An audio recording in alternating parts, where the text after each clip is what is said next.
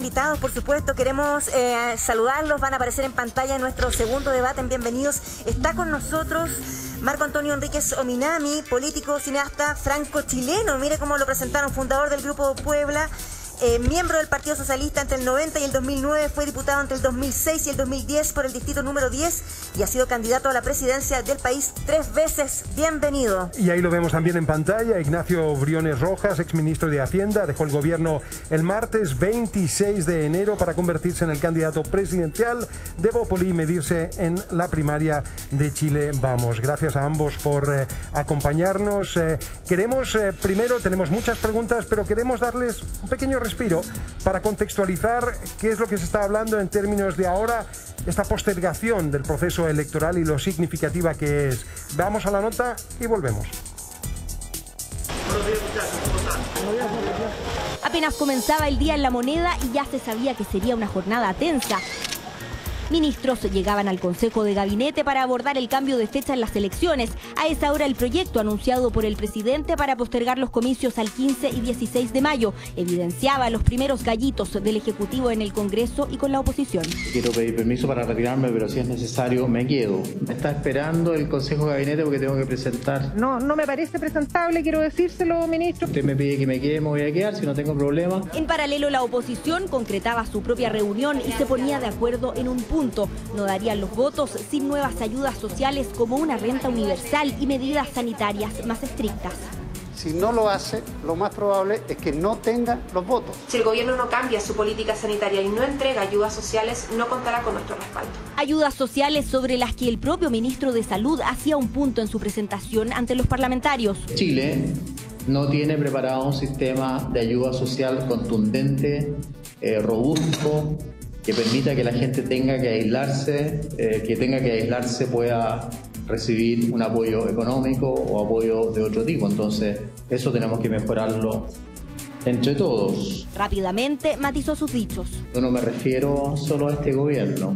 Debemos tener una visión de Estado y no una visión de gobierno. Los gobiernos duran tan poco tiempo, ¿no? La propuesta del Ejecutivo dividió en el propio oficialismo. Es que tanto el Colegio Médico como el ministro de Salud no pudieron asegurar un escenario distinto de la crisis sanitaria en mayo. Posponer las elecciones es un tremendo error. Renovación Nacional y la bancada de diputados aprobará el proyecto del Ejecutivo que incorpore mayores ayudas a las personas, que reestructure las cuarentenas. Desde el gobierno acusaron chantaje. Lamentamos profundamente que desde la oposición haya quienes digan, mire, nosotros no vamos a cambiar la fecha de las elecciones si es que no nos aprueban todo este paquete de otras medidas.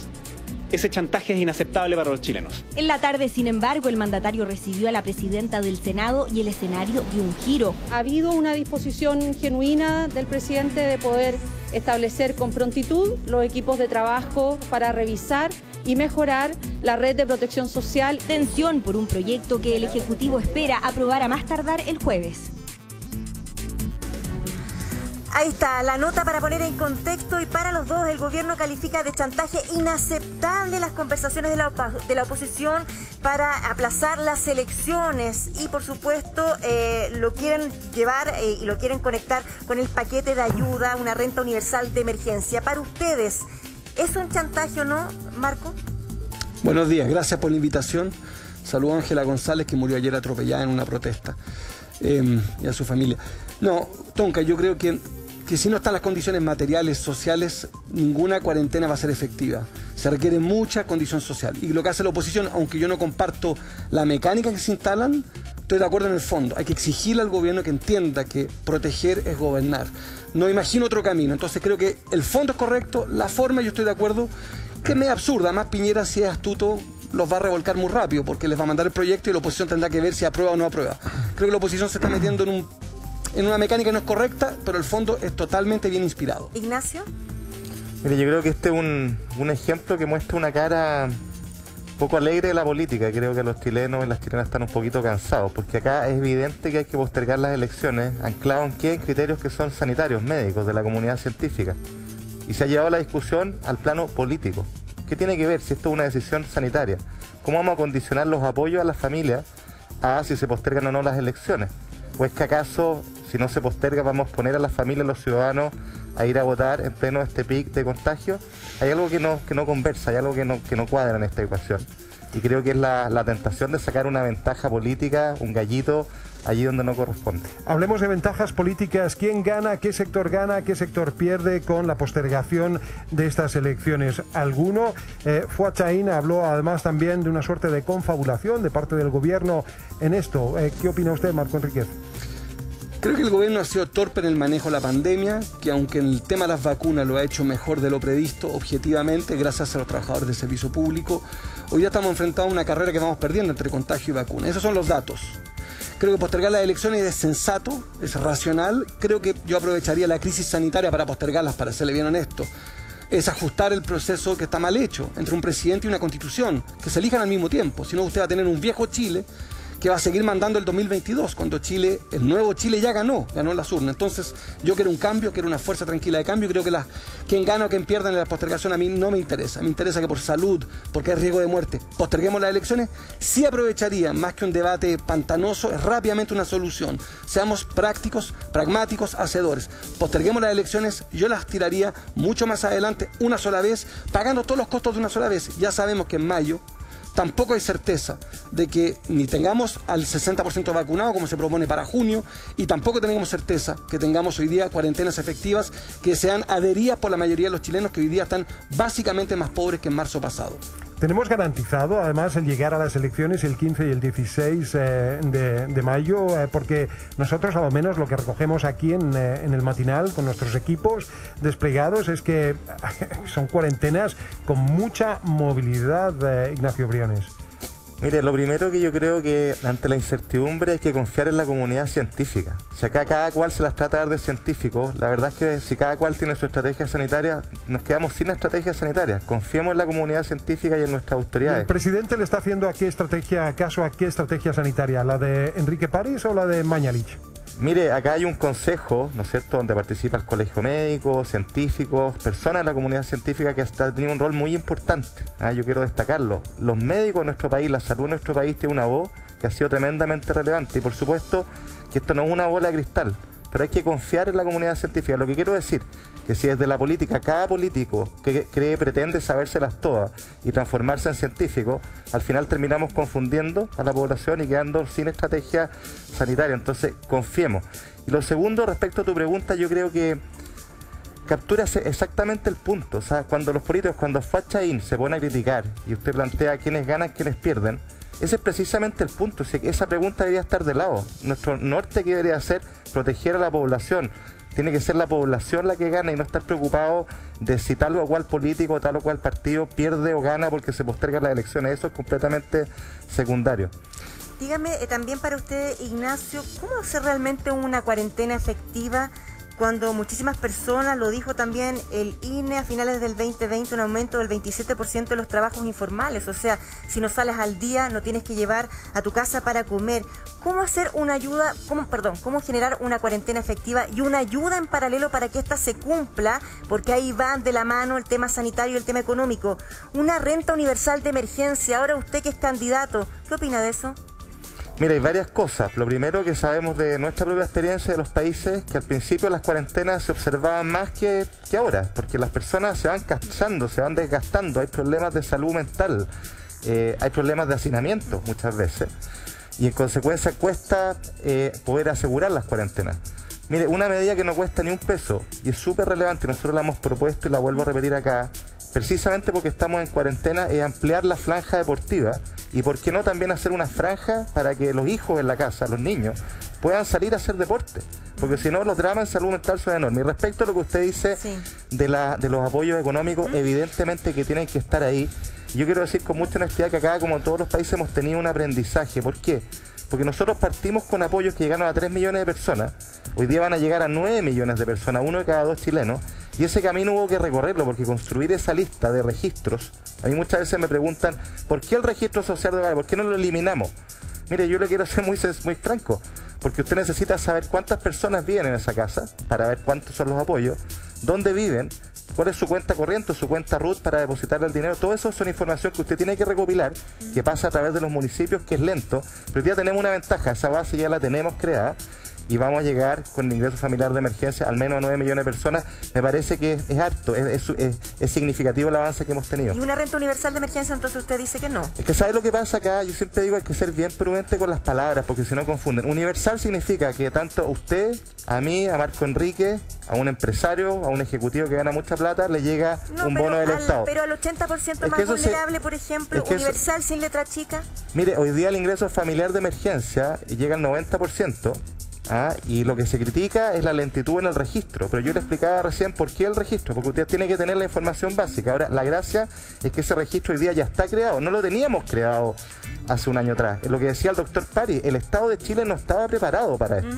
No estaba preparado para tener que atender a 9 millones de personas, y eso ya existe hoy, pero ojo con las palabras. Universal significa a todos, y cuando yo te doy un bono a ti, o me doy un bono a mí, quiere decir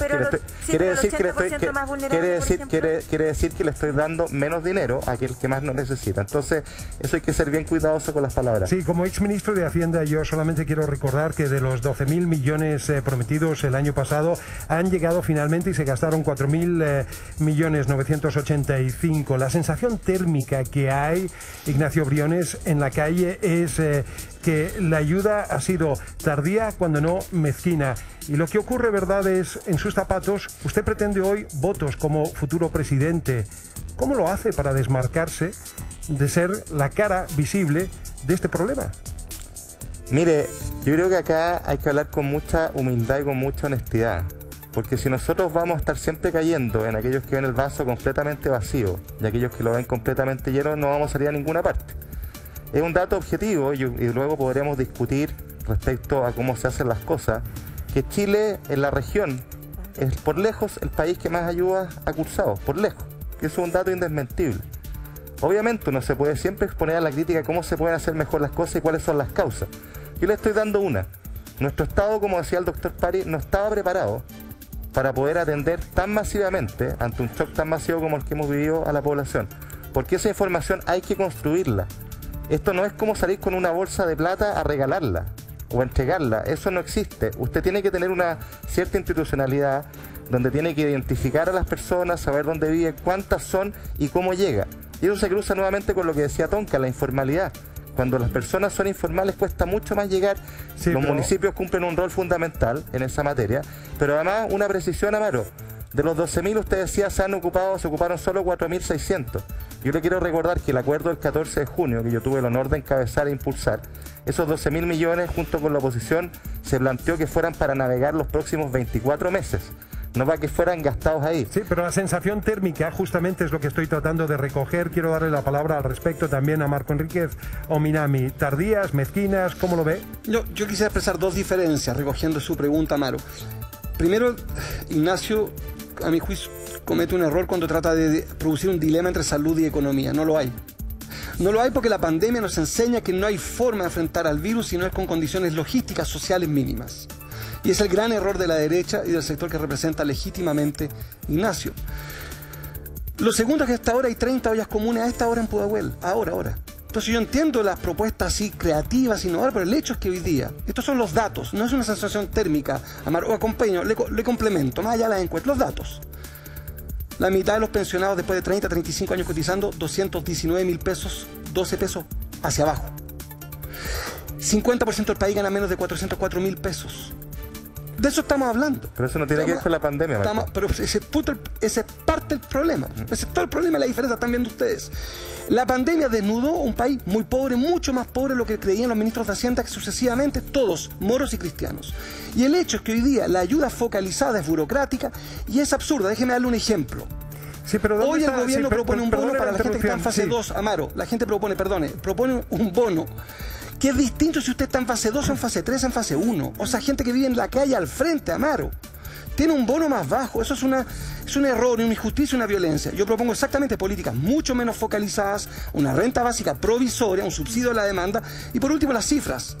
En los dos retiros aportamos muchísimo más que todos los ministros de Hacienda juntos. Y le puedo hacer una pregunta a propósito de, usted ha dicho, propuestas creativas, a propósito de ofertones en época de pre-campaña. Incluso la candidata Pamela Giles ha dicho que si ella resulta ser elegida presidenta de Chile, va a devolver a los chilenos El primer retiro, el segundo retiro y de hecho si es que se aprueba el tercer retiro, dice el tercer retiro. Marco, ¿qué es eso? Si fuera así, ¿hay billetera según usted para algo así? Por supuesto que no la hay en el corto plazo, tendrá que crearse las condiciones para devolverle los retiros a los que más lo necesitan. A mí por de pronto no. Lo segundo, Tonka, yo estoy en contra de la propuesta de ella por una razón muy simple. Devolver la plata a la AFP sería seguir dándole recursos al mercado de capitales con los fondos de pensiones. Este es todo el debate, que las AFP tienen dos misiones: financiar el mercado de capitales y dar pensiones. No cumplen con la segunda, que es la más importante: fondos de pensiones. Funciona para el mercado de capitales, no funciona para las pensiones. Por tanto, lo que propone la candidata es un error. Yo, como no soy candidato, tengo más libertad.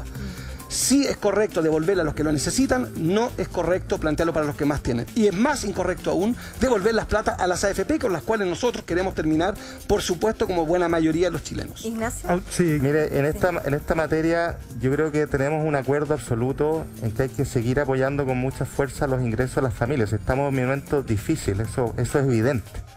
Y yo no tengo ninguna dicotomía entre salud y economía. De hecho, siempre lo he planteado. Al contrario, había sectores al principio que decían, oye, tiene que ser solo la salud y olvidémonos de la economía, cuando en realidad uno tiene que asegurar no solo la vida, sino que también los medios para la vida. Y por suerte que tenemos hoy día un consenso en eso. A mí me trataron bastante mal cuando era ministro, cuando decía esa cosa tan de sentido común, ¿no? Pero yo estoy contento que haya un acuerdo.